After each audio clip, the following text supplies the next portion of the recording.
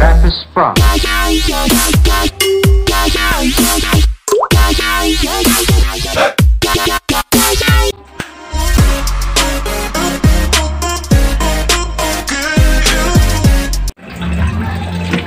For today's video, ang pag-uusapan natin ay tungkol sa DIY na filter para sa aking maliit na pan at kailangan kasi nila yung tinatawag na filter para luminis din yung tubig. Ang mga materyales na ating gagamitin sa paggawa ng DIY na filter ay ang mga sumusunod. Use container, may butas na yan doon sa gilid at saka doon sa taas ng container. Epoxy or adhesive, PVC pipe cement, plastic pipe and connector, plastic gallons, bato or stone, scrubbing pad, foam, ang submersible pump na 3 watts. Una muna natin gagawin ay kakabit natin itong PVC plastic pipe na to dun sa connector gamit yung PVC cement. Madali lang din naman itong matuyo kaya pwede natin kagad isalpak to dun sa sa kanyang container dahil siya ang gagawa na parang tubo o lagusan ng tubig. Sa pagpili ko ng container, ito yung container na medyo maliit lang din naman at tapos ang position na paggawa ko yung nakahiga siya para hindi masyadong mahirapan yung tubig na umakyat dun sa ating filter. So yan ang advantage niya na ganyan ang position ng ating container. Pagkatapos natin mailagay yung PVC pipe doon sa container, kailangan natin lagyan ng epoxy o adhesive. Ang purpose ng adhesive o epoxy, ito ilalagay natin doon sa pagitan ng ating PVC pipe at saka ng container para maiwasan ang pagtagas ng tubig.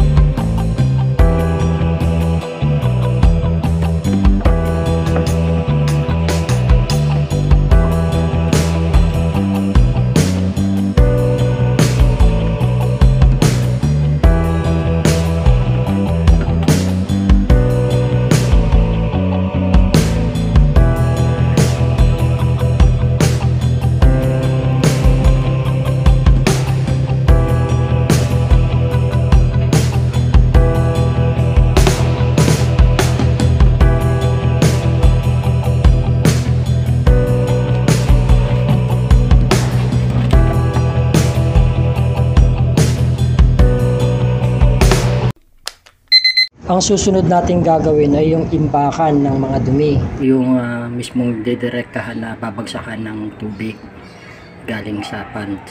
So itong plastic container na to, binutasan ko na to siguro yan, pati sa gilid.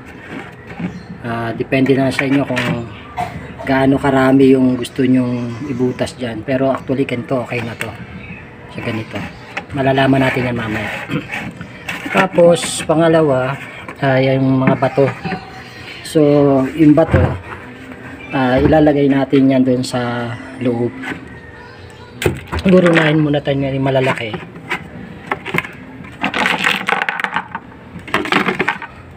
para hindi din sumiksik mismo doon sa mga butas pag kasi possible na sisiksik yan doon. Sisiksik yan doon sa sa butas. So dapat malalaki muna ang ilalagay. Ayan. Ayusin natin.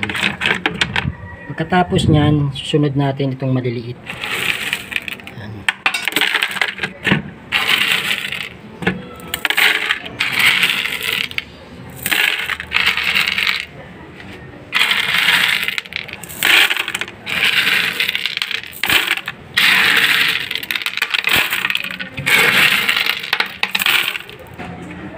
Pag nailagay na lahat yung bato dun sa container na lalagyan natin, isusunod naman natin yung yung sponge. Yan. So yung may tatabasan natin to. Tatabasan natin itong isa para panikit dun sa medyo may agwat. Yung may butas, lalagay natin yan. Ito siguro.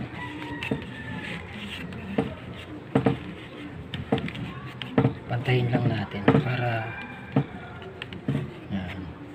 Tapos ganun din sa kabila.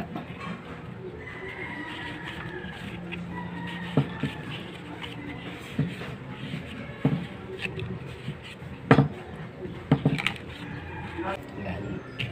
So pagkatapos nyan, ilalagay naman natin yung scrubbing pad. Susukatan muna natin siya.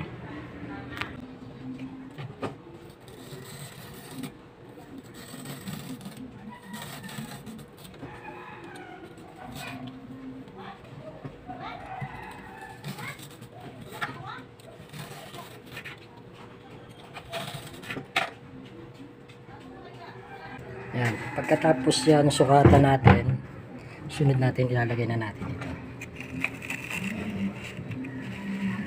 Lagay natin yan. Tapos, yung may makita kang agwat, lalagyan mo na lang ng, actually ito yung filter. Lalagyan natin ng ito. Kung may siwang man, yan, nakita yung pong, lalagyan natin ng filter. Filter pwede na yan. Ayan, filter. Tapos labag mo ito. Ayan.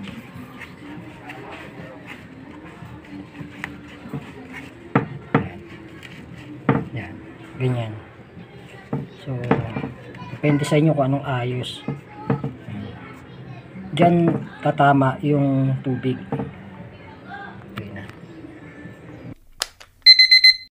Ang susunod naman nating gagawin ay pagkakabit nung hose doon sa submersible pump. Actually, ang aking submersible pump ay 3 watts lang. Kasi pagka sobrang lakas naman ng buga ng tubig, ay posibleng ma-stress yung aking mga isda. Kaya depende kung saan nyo gagamitin yung submersible pump, kung mataas na watts ang kailangan o mahina lang.